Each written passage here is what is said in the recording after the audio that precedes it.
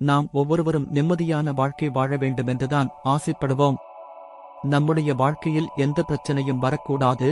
அதையும் மீறி பிரச்சனைகள் வந்தாலும் அந்த பிரச்சனைகள் விரைவிலேயே தீர்ந்துவிட வேண்டும். நாம் செய்யக்கூடிய முயற்சிகள் அனைத்திலும் வெற்றிகள் உண்டாகும் என்றுதான் ஆசைப்படுவோம். இவை அனைத்தையும் ஒருசேர தரக்கூடிய தெய்வமாக திகழ்பவர்தான் விநாயகப் பெருமான். விநாயகப் பெருமானை வழிபாடு செய்வது என்பது மிகவும் சிறப்பு. அதிலும் குறிப்பாக வளர்பிறையில் வரக்கூடிய சதுர்த்தி நாளில் விநாயகர் பெருமானை வழிபாடு செய்யும் பொழுது நம் வாழ்வில் அனைத்து விதமான வளங்களும் வளர்ந்து கொண்டே செல்லும் என்றே கூறலாம்.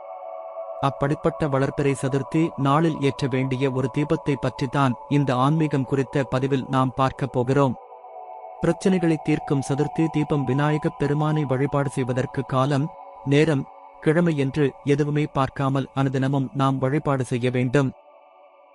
நவகிரகங்களையும் தங்கத்தை கொண்ட விநாயகர் பெருமானை அனுதினமும் வழிபாடு செய்பவர்களுக்கு இருக்கக்கூடிய அனைத்து விதமான பிரச்சனைகளும் தீர்வதோடு தடைகளும் விலகி ஓடும் என்றே சொல்லலாம். அப்படிப்பட்ட விநாயகப் பெருமானுக்கு உரிய திதியான சதுர்த்தி திதி வரக்கூடிய நாளில் கூடுதல் சிறப்பாக நாம் விநாயகர் பெருமானை வழிபாடு செய்யும் பொழுது அவர் நமக்கு சிறப்பான பலன்களையே தருவார். அந்த வகையில் ஜூன் மாதம் 29ஆம் தேதி மதியம் 1:14 வரை சதுர்த்தி திதி என்பது இருக்கிறது. இது வளர்பிறை சதுர்த்தியாக இருப்பதாலும் ஞாயிற்றுக்கிழமையோடு சேர்ந்து வருவதால் மிகவும் உகந்த ஒன்றாகவே கருதப்படுகிறது. இந்த நாளில் காலை பிரம்ம முகூர்த்த நேரமான 4:30 மணியிலிருந்து 5:30 மணிக்குள் அல்லது காலை 6 மணியிலிருந்து 7 மணிக்குள் அல்லது 7:45 மணியிலிருந்து 8:45 அல்லது 10:45 11:45 இந்த ஒரு தீபத்தை நாம் ஏற்ற வேண்டும். இந்த 4 நேரங்களில் ஏதாவது ஒரு நேரத்தை தேர்வு செய்து வீட்டு பூஜை அறையில் ஒரு சிறிய தாம்பாள தட்டை வைத்துக் கொள்ளுங்கள். அதில் சுத்தமான விபூதியை பரப்பி அதற்கு நடுவே ஒரு அகல் விளக்கை வைத்துக் கொள்ளுங்கள். அந்த அகல் விளக்கில் சுத்தமான நெய்யை ஊற்றி பஞ்சுத்திரி போட்டு மேற்கு திசை பார்த்தவாறு விநாயகப் பெருமானுக்கு முன்பாக இந்த தீபத்தை ஏற்ற வேண்டும்.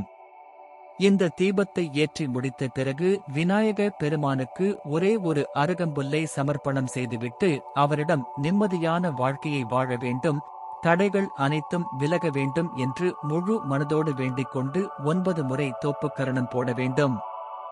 இப்படி செய்வதன் மூலம் விநாயக பெருமானின் அருளால் நம் வாழ்க்கையில் இருக்கக்கூடிய அனைத்து விதமான பிரச்சனைகளும் நீங்கி நிம்மதியான வாழ்க்கையை வாழ முடியும். சிறப்பான தெய்வங்களில் ஒருவராக திகழக்கூடிய விநாயக பெருமானுக்குரிய சிறப்பான வளர்பிறை சதுர்த்தி நாளில் இப்படி சிறப்பான ஒரு தீபத்தை ஏற்றி வழிபாடு செய்யும் பொழுது நம்முடைய வாழ்க்கையும் சிறப்பாக அமையும் என்ற தகவலை கூறி இந்த பதிவினை நிறைவு செய்து கொள்கிறோம்.